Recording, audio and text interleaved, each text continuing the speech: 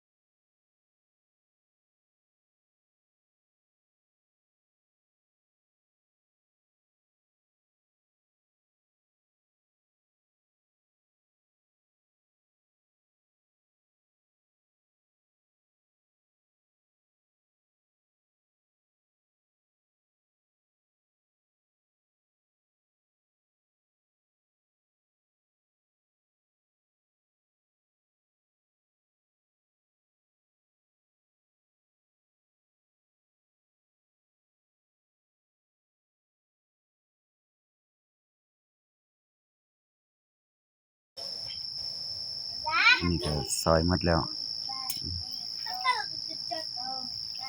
ซอยเข้าไป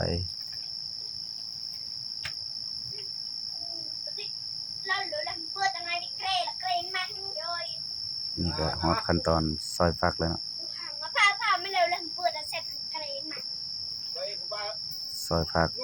ซอยฟักก็แลบๆแบบนี้แหละพ่อแม่พี่น้องเอ้ย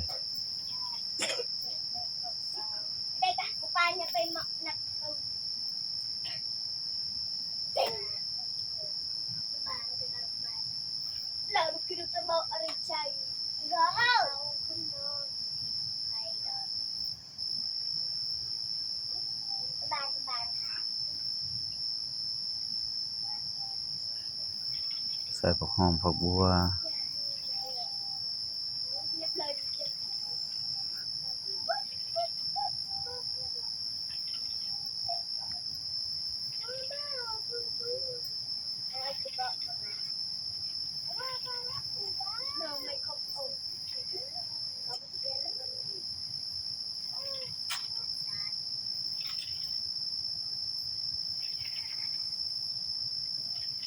ผักก็มีแต่ประมาณนี้แหละมันบ่มีหลาย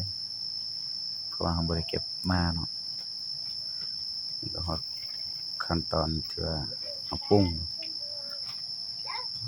ก็เอาเกลือเป็นนัวก่อน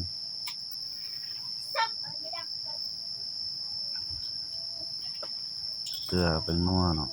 แล้วก็มะเขือ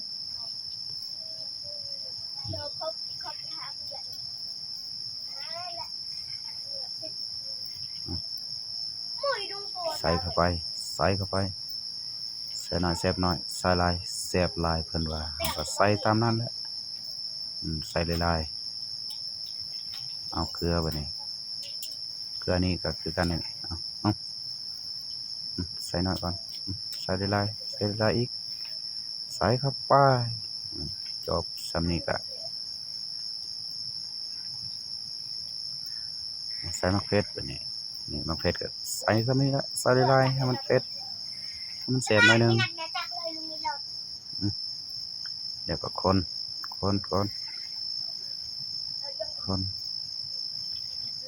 โอ้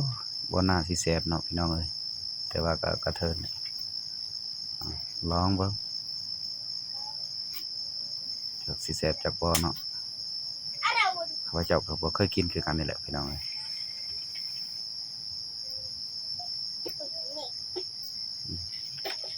ขั้นตอนนี้ก็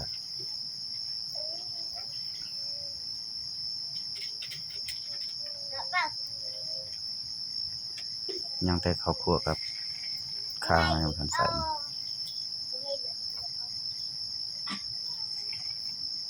ลองก่อนอยากแซ่บหน่อยหนึงอย่าเผาใส่โอ้เนาะใส่ผักก่อนโอ้ยผักบัดนี้เรียบร้อยแล้วก็ใส่ข่าอีกบัดนี้ใส่ข่ากับใส่ข่ากับบักได้ๆเนาะว่าคันบ่ใส่หลายก็บ่แซ่บแล้วหนึ่งเวดนี่ก็แสดงว่าสิสำเร็จแล้วพี่น้อง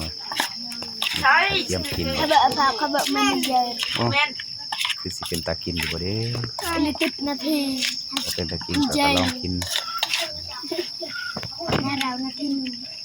นึงเลยจังนึงบะมาดึกกะเวนะแต่เจอนี่เลยให้ละจีที่เอามาจะให้บัก7 นาทีคนเข้าไปคนเข้าไปผักกับบ่พอใส่ข้าวคั่วสำเร็จได้ละก็เตรียมกิน